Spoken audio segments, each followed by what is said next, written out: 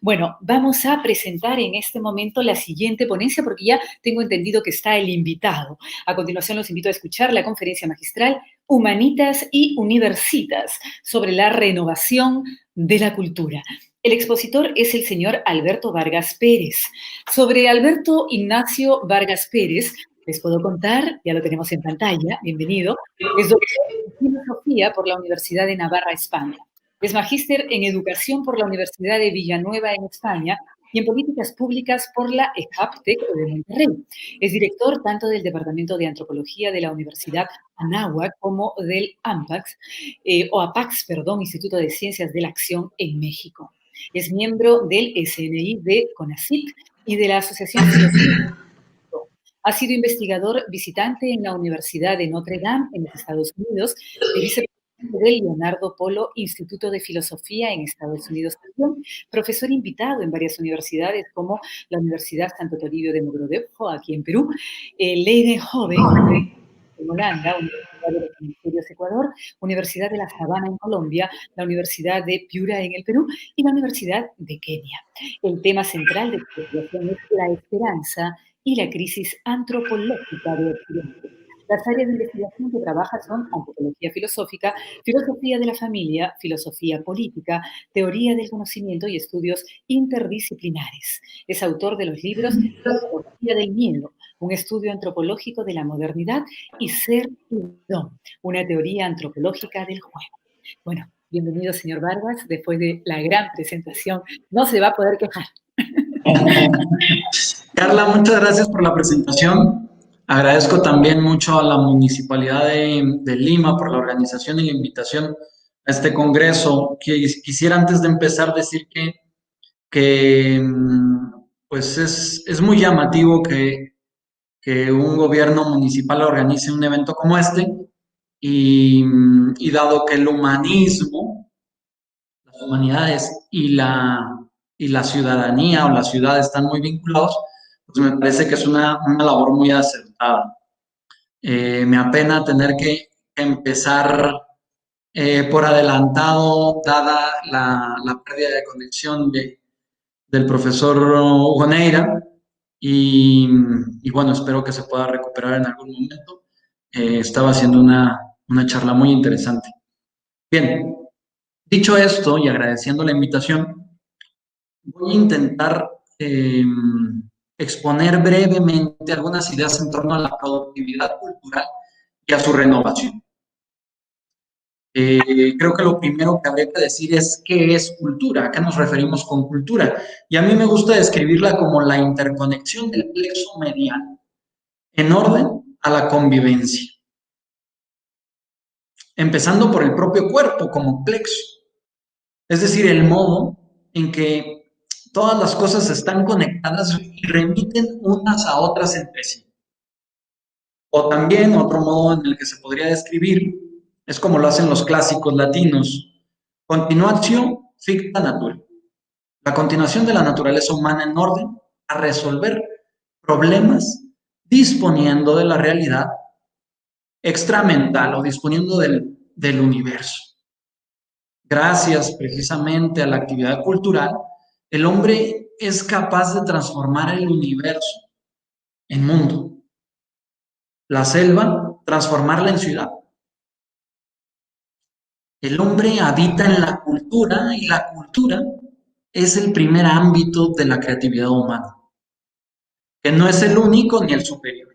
El hombre habita en la cultura y la cultura es precisamente ese primer ámbito de creatividad. ¿Qué significa esto? Que el hombre es el que establece las interconexiones en la realidad a través de su forma de vida, a través de su vida. Va reorganizando continuamente toda la realidad que se le presenta. Y eso termina siendo esa interconexión la cultura. Las sociedades con mayor productividad cultural en general han sido las que han concentrado sus mejores energías en aquello que es universal en el hombre y que de ordinario se conoce como humanismo. El profesor Hugo Neira estaba precisamente hablando de nos estaba explicando cómo él es un inculturado. Pues eso es posible porque hay un carácter universal del hombre. Y este carácter universal se le conoce como humanismo. En la medida en que el hombre se concentra sus mejores energías, sus mejores esfuerzos en aquello que es universal del hombre, en esa medida hay productividad cultural. Y la cultura, en esa medida, es positiva y, y permite un mejor despliegue del hombre, es el modo en el que el hombre consigue habitar el mundo, hace del mundo un sitio habitable. Esto se le conoce como humanismo. Así es, o sea, el humanismo va de la mano de la productividad cultural. Es una dualidad. Humanismo y productividad cultural van de la mano. Es el hombre el gestor y el actor y el productor de la cultura. Podemos pensar, por ejemplo, en la Grecia del siglo IV, del siglo III antes de Cristo, o de la Roma del siglo II después de Cristo, o España e Hispanoamérica del siglo XVI, XVII, Florencia del siglo XV. Momentos culturales de especial brillo, momentos estelares de la cultura. ¿Por qué?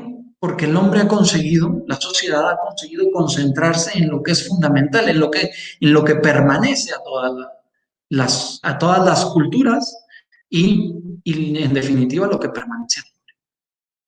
¿En qué consiste pues el humanismo? Consiste básicamente en el crecimiento interior del hombre, en ese mirar para adentro, esa capacidad que tiene el hombre no solo de mirar hacia afuera y de desplegar toda su actividad hacia afuera, sino en esa capacidad de mirar hacia adentro y desplegar toda su capacidad, toda su actividad también hacia adentro.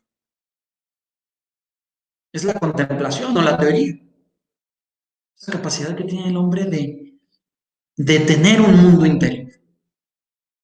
El humanismo es el liderazgo del alma sobre el resto de la realidad. Es el desarrollo de la inteligencia y de la voluntad, del pensamiento común, del conocimiento sistémico o, si se prefiere, pedagógico, orgánico, integral. Es la ética como forma de vida. El hombre cosmopolita o universal. Cosmopolita o universal. Por eso se dice que Sócrates es el padre del humanismo y el prototipo del hombre universal. Sin embargo, hoy nos encontramos en una crisis cultural que es también una crisis del humanismo. ¿Y en qué radica esa crisis? Pues radica en una especie de principio, de tener como principio social y organizacional y cultural el resultado. Es decir, reducir la actividad humana a resultados y objetivos. Reducir la actividad humana, la vida humana, a resultados y objetivos. Y esa es nuestra situación histórica. Hoy el hombre ha optado por una postura vital que consiste precisamente en el enfoque que termina siendo reductivo en los resultados y los objetivos u objetos. Es decir, esa postura de ponerle un fin, un término a la actividad humana, decir, lo que busco es esto y nada más, este resultado. ¿Qué significa una crisis cultural? Pues significa una desorientación del hombre. El hombre que se dispersa o se concentra en lo irrelevante, desorganizando la realidad. En este sentido, los clásicos hablaban de la, de la diversitas y de la estudiositas. Pues Hoy tenemos un hombre contemporáneo que se diverge, que se vacía, que queda vacío precisamente, que se vacía. Pero no es la única virtualidad o potencialidad del hombre. El hombre es capaz de estudiar, es decir, de concentrar su atención y pensar. Hoy vivimos una desorientación del hombre que se dice. Un hombre, una especie de hombre coctelero o mostrenco, con una diversidad de colores, un hombre caleidoscópico. En este sentido, la crisis cultural contemporánea, a mi modo de ver, tiene como fondo una crisis del hombre. Es decir, una crisis del humanismo, precisamente. Pero no solo al estilo, por ejemplo, de la Grecia antigua, provocada por, la, por el gobierno de los sofistas, sino que nuestra situación histórica presenta una crisis mucho más profunda. Hoy nos encontramos en lo que cabría llamar una crisis antropológica, es decir, una crisis del espíritu y de su carácter trascendente, una crisis de la intimidad humana. Porque hoy no solo no sabemos qué somos, qué hay de común o universal en nosotros, eso no lo sabemos hoy. Por eso la ciudad de Lima hoy se encuentra fragmentada, porque no conseguimos ver qué es lo que tenemos en común, qué es lo que hay de universal en el hombre, y entrar en diálogo, en comunicación, precisamente. Pues no solo se nos oscurece lo común en el hombre, sino que lo universal, sino que hoy sobre todo se nos oscurece quiénes somos. ¿Qué sentido tiene nuestra existencia personal? ¿Qué sentido tiene nuestra vida? Estamos como, de algún modo, como sumidos en una especie de perplejidad. Estamos paralizados culturalmente porque estamos paralizados existencialmente. Hay una especie de parálisis existencial en la que vivimos. Y en este sentido, toda crisis exige una renovación. Es un problema sin resolver y exige una solución. El hombre en este sentido a mí me gusta describirlo como un resolvedor de problemas. El hombre es un resolvedor de problemas. De hecho, la cultura acontece en la medida en que el hombre es capaz, se va abriendo paso en la solución de problemas. Hoy vivimos en un mundo con muchos problemas sin resolver. Hay como muchos problemas congelados, dejados ahí, abandonados. Hoy hemos abandonado nuestra capacidad de resolver problemas. Una crisis exige una renovación, un problema que resolver, algo que es conveniente cambiar. ¿Y quiénes son los principales agentes de cambio? Pues hemos dicho que el hombre es un resolvedor de problemas, pero en el ámbito social, los principales, hay que decirlo con claridad, los principales agentes del cambio y de la productividad social, es decir, los principales humanistas sociales, son primeramente los padres de familia. En segundo plano, los profesores, y especialmente los profesores universitarios, porque de algún modo tensan todo el esfuerzo educativo, desde los más pequeños hasta la cumbre del saber. Ellos van como marcando la tensión, van tirando todo el esfuerzo educativo hacia arriba. Padres de familia, profesores y empresarios. La empresa es una gran generadora de cambio y por lo tanto también una gran generadora de cultura. Hoy se requiere una gran sinergia entre estos tres agentes de cambio social. Pero no solo sinergia, sino que nuestra coyuntura histórica exige Una gran valentía por parte de los padres de familia, de los profesores y de los empresarios, cada uno en su propio ámbito. Hoy hay como un abandono, en la familia hay un abandono. Los padres no queremos ser padres y los hijos renuncian a ser hijos. Hay un abandono en el esfuerzo educativo. Los profesores no queremos ser profesores. No queremos investigar, no queremos estudiar, no queremos proponer la verdad. Y los alumnos no quieren tampoco estudiar. Pero se debe principalmente a la pobreza y a la falta de audacia del profesorado, en el fondo, a la mediocridad. Y por último, los empresarios. Corresponde al empresariado esa resolución de los problemas prácticos de la vida. Pero hoy el empresario aboca, descarga sus mejores energías en la mera producción en orden al resultado, a la ganancia. Es decir, que le falta valor para innovar, para ofrecer en el mercado lo que nadie más está ofreciendo, sino que se dedica a ofrecer netamente lo que se necesita, lo que se demanda.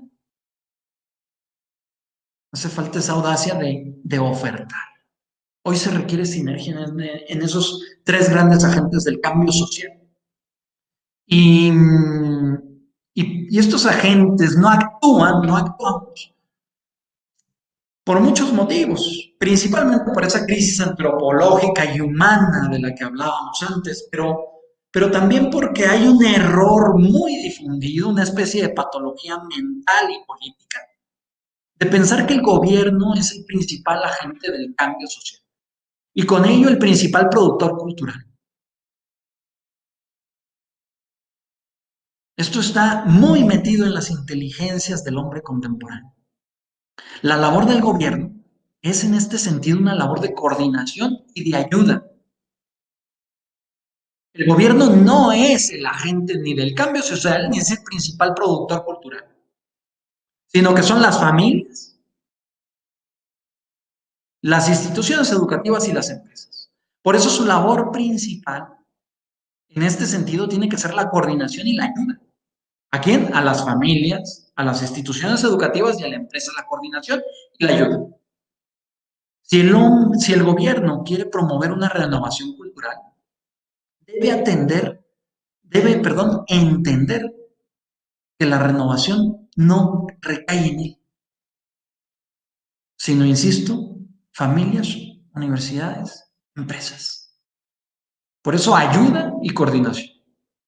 Este congreso me parece que es un buen ejemplo de ello. El gobierno que coordina, que convoca, que invita. Pero ¿quiénes son los agentes? ¿Quiénes tienen que estar aquí? Pues eso, los padres de familia, los profesores, los empresarios. No es necesario darle muchas vueltas, amigos. El dinamismo social y su enriquecimiento descansa principalmente en tres instituciones: familia, universidad y empresa. Principalmente. De modo que el reto de la renovación cultural está en proteger la familia y refundar la universidad y la empresa, que hoy se encuentran básicamente en crisis, la empresa, la universidad y en buena medida también la familia. Como ya he dicho, el primer ámbito de productividad social está en el humanismo. El humanismo permite abrir paso a esa sinergia. ¿En qué consiste el humanismo? El humanismo consiste en una organización vital de inteligencias, una sincronía mental muy fuerte que históricamente se consigue con el paso de muchos siglos. Implica unas apuestas sociales a muy largo plazo. Hoy no hay humanismo en las universidades. Esta es la realidad, ya es es el gremio al que pertenezco. Hoy no hay humanismo en las universidades. Las universidades se encuentran fragmentadas por la exageración de los resultados, entre otros motivos. Y por tanto, ausencia de actividad contemplativa. Si hay algo que hoy no encontramos en nuestras universidades, es una actividad contemplativa que permite la organización de las inteligencias. Una organización no solo técnica, sino vital. Carecemos de esa organización en orden a una vida buena. No podemos saber lo que es una vida buena porque somos incapaces de diálogo. No tenemos el mínimo interés en organizarnos intelectualmente y carecemos de capacidad de diálogo, de interés de diálogo, de metodología de diálogo. La universidad, en este sentido, no está solamente fragmentada en las facultades. Hoy más que de universidades hay que hablar de pluriversidades. La Facultad de Derecho, la de Ingeniería, la Escuela de Ingeniería, la Facultad de Medicina, son entes aparte, que los une con suerte. En el mejor de los casos, un campus y un equipo, un staff administrativo. ¿Cuándo fue la última vez que vimos a un gran maestro de derecho penal conversar intelectualmente con un catedrático de urbanismo? O un profesor de fisiología con un pedagogo, o un ingeniero mecatrónico con un historiador del arte. Nos encontramos en una situación complicada de alta fragmentación. No tenemos temas en común, no sabemos detectar esos temas en común, salvo fútbol y política, básicamente. Desconocemos un método para abordar esos temas. Vivimos como desconocidos dentro de una misma universidad, a pesar de que tengamos el almuerzo juntos en la misma mesa de la cafetería. Hay quien piensa que lo más conveniente en este sentido es volver al pasado.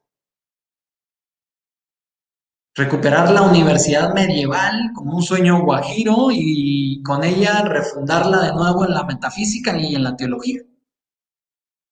Yo personalmente pienso que en nuestra situación histórica eso es inviable. Lo cual, atención, no excluye en ningún caso la metafísica ni la teología, que son muy necesarias para el quehacer universitario, pero hoy no es posible pensar la universidad en esas coordenadas. Hoy la universidad carece de ejes estructurales y nos toca a nosotros repensarla de algún modo.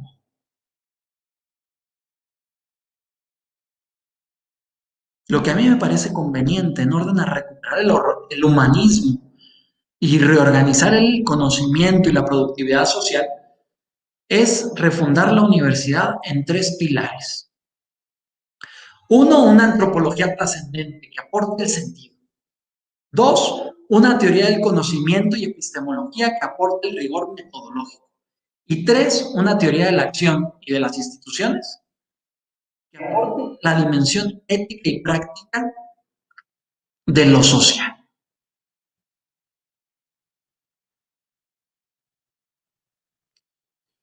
Pero bueno, esto es todo un reto.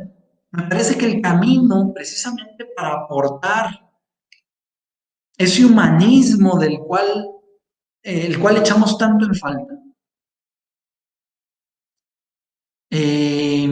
está refundando, en el caso de la gente que se dedica al mundo intelectual, refundando la universidad, repensando la familia, repensando la universidad y repensando la empresa.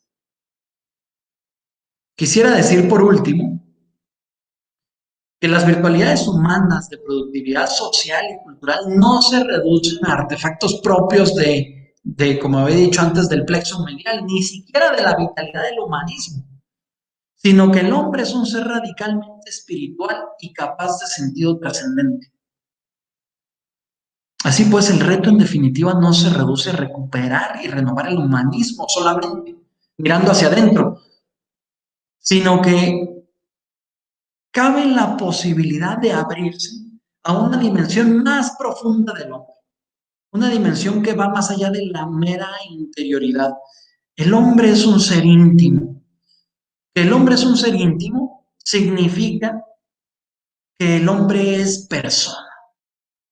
Creo que el principal reto de renovación de la cultura está precisamente en esto, en redescubrir nuestro carácter personal. ¿Qué significa ser persona? Pues en definitiva significa ser abierto por dentro a la trascendencia. Es decir, una especie de compañía trascendental de la propia existencia. Como indica San Agustín, hay alguien en mí más íntimo a mí que mí mismo. Desde el descubrimiento de que somos personas, se abre el horizonte de la esperanza y a mi modo de ver de la renovación. Pues creo que con eso termino mi participación. Muchas gracias. Muchísimas gracias, señor Vargas. Muchísimas gracias, realmente me quedo con esta idea que usted ha planteado hoy, el humanismo es el liderazgo del alma a través de actividades contemplativas. Me encanta la meditación, que en particular practico, creo que es una de ellas. La universidad pareciera que hoy está un poquito desalmada, ¿no? Usted plantea la pregunta, ¿qué es lo común que tenemos ahora?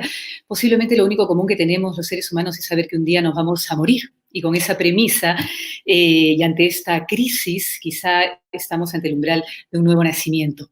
¿Por qué no? Vamos a plantearle algunas preguntas que nos ha llegado del público que lo está Gracias, escuchando. Carla. Muchas gracias. Hay varias aquí.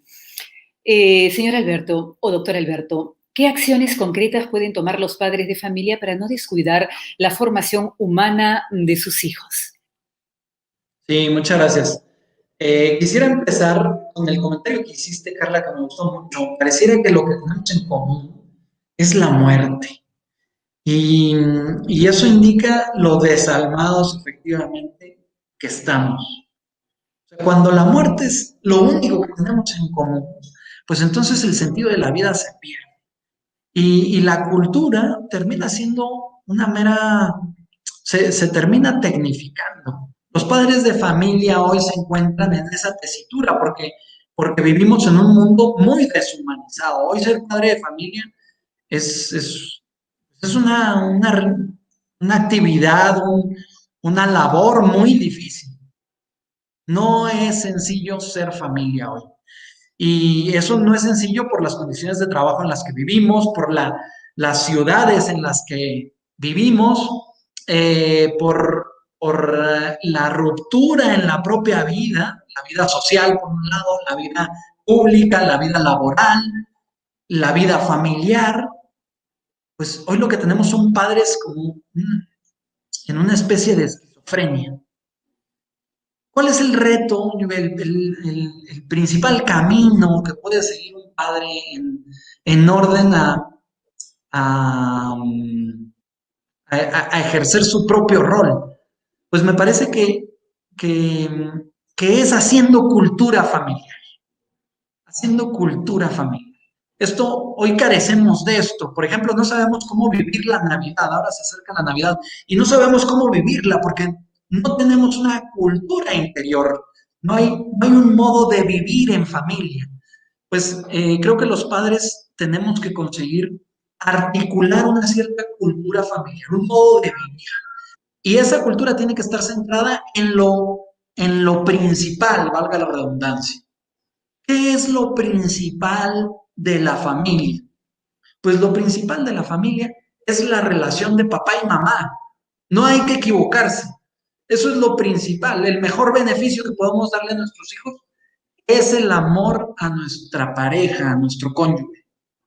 Y luego de ahí, pues se desprende la dedicación, la atención. Hoy tenemos niños abandonados en la casa, en la calle, en la escuela, en los videojuegos. ¿Por qué? Porque los padres no sabemos regalar nuestro tiempo.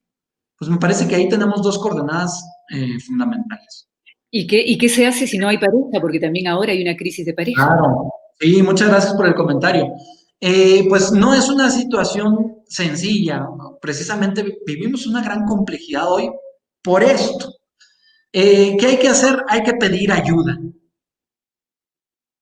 No existen las familias perfectas, hay que quitarse esa idea falsa en la cabeza. Lo que existe es nuestra familia.